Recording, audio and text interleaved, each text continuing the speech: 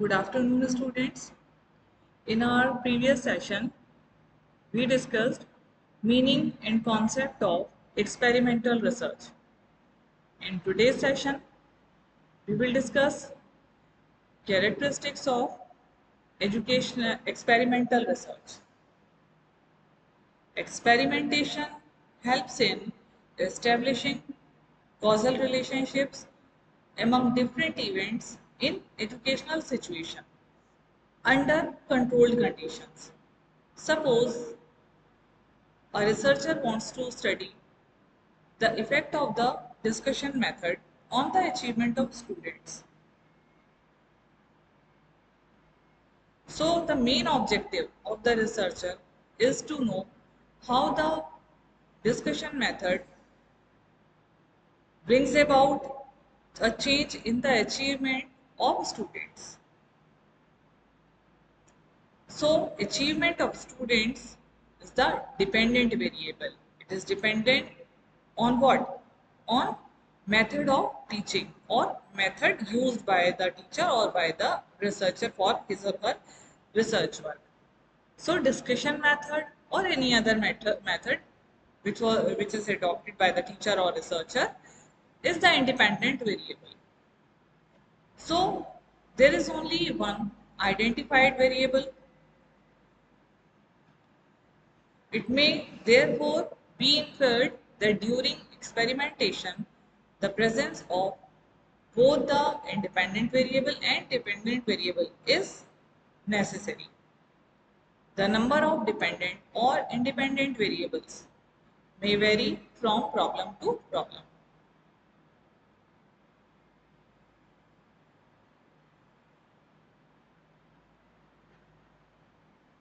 In this example, the researcher intends to study the effect of discussion method, or like I told you in my previous session, any other method we can use on the achievement, performance, motivational level of students. So, method is deliberate operation of the conditions by the researcher. In this process of manipulation, a predetermined set of varied conditions are imposed on the subjects selected for the experiment. The set of conditions is referred to as the independent variables,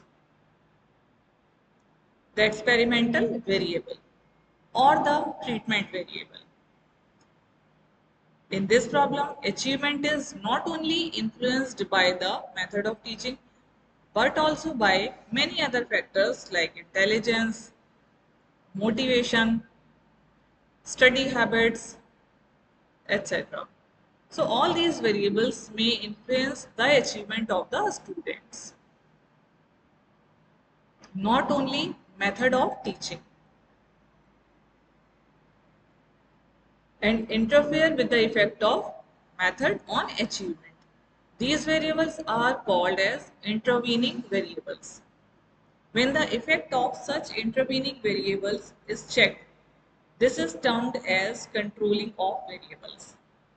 The number of variables to be controlled differs from problem to problem.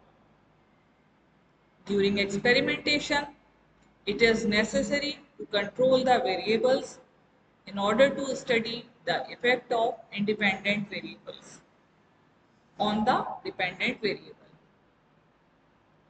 Various methods are used to control intervening variables, which will be explained to you in my next session.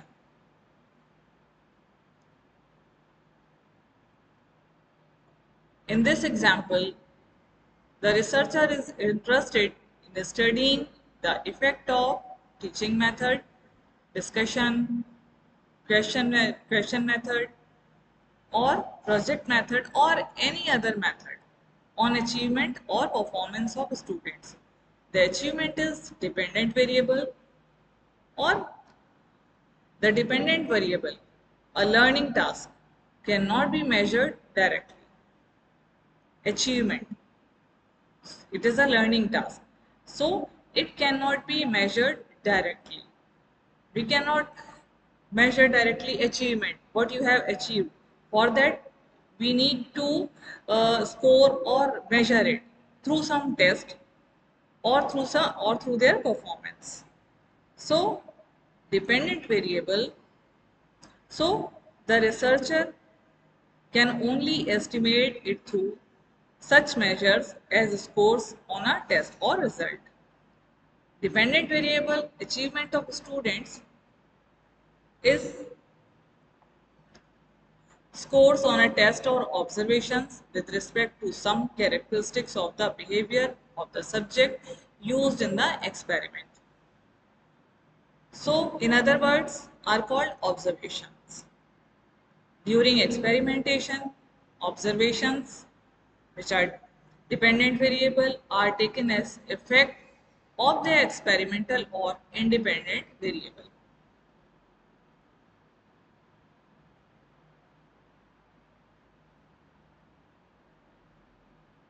But sometimes, in some cases, it doesn't matter how objectively or carefully a researcher attempts to control the extraneous variables, still some discrepancy in variables invariably remains and influences the result of our study or experiment. So the researcher can take care of such discrepancies through the replication of the study.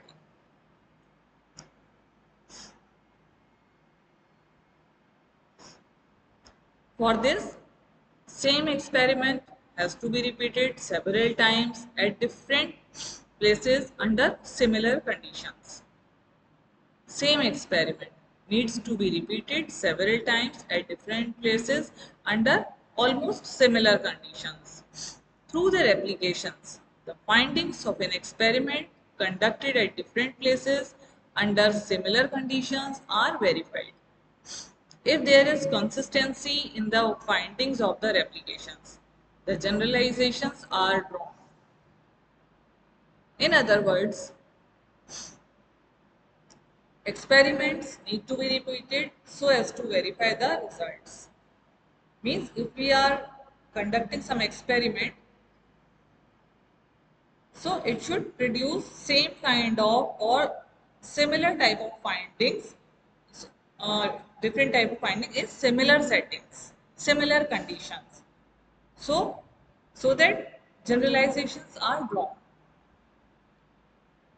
So, experiments need to be repeated so as to verify the results. The consistency, if there is consistency, results are consistent, it leads to generalizations to populations. To sum up, we can recall four essential characteristics of experimental research. First is control, manipulation, observation, and replication. So control is the essential ingredient of experimental research as it refers to the extent to which different factors in an experiment are accounted for. Manipulation of variable is another distinguishing characteristic of experimentation, control and manipulation. Observation and replication are the other characteristics of experimental studies. So far, we have discussed components or characteristics of experimental research. In short, we can say manipulation of variables. Experimental research involves deliberately manipulating one or more independent variable,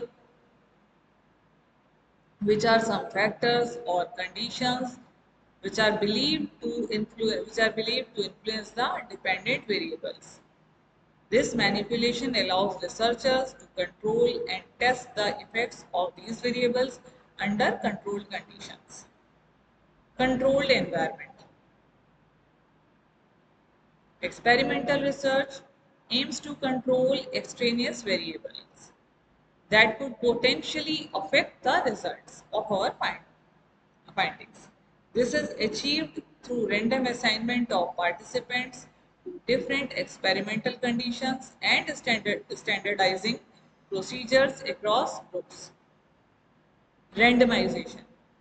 Random assignment of participants to different experimental conditions is a feature of experimental design. It helps to ensure that any differences observed in the dependent variable between groups are due to the manipulation of independent variables and not other factors. Measurement of variables. Experimental research involves measuring the dependent variables to assess the effects of the independent variables. Now, we will discuss steps involved in experimental research. Formulating, first of all, we need to identify or select a problem. Then formulating a hypothesis. Experimental research designs begins with a clear hypothesis that predicts the relationship between the independent and dependent variables based on existing theory or previous research. Designing the experiment. Researchers design the experimental procedure. It is according to the objectives of a study. How do they design their study? Data manipulation, manipulating variables. The independent variables are manipulated according to the experimental design or according to the need, while controlling for potential confounding variables through randomization and standardization. Data collection. Researchers collect quantitative data on the dependent variables from each experimental condition, ensuring consistency and accuracy in measurement. After that, statistical design.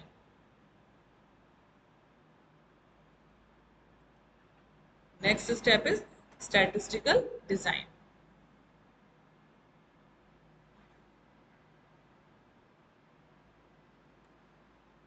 Data collected in experimental research are analyzed using suitable statistical techniques or methods to determine whether the observed effects of the independent variables on dependent variables are statistically significant or not.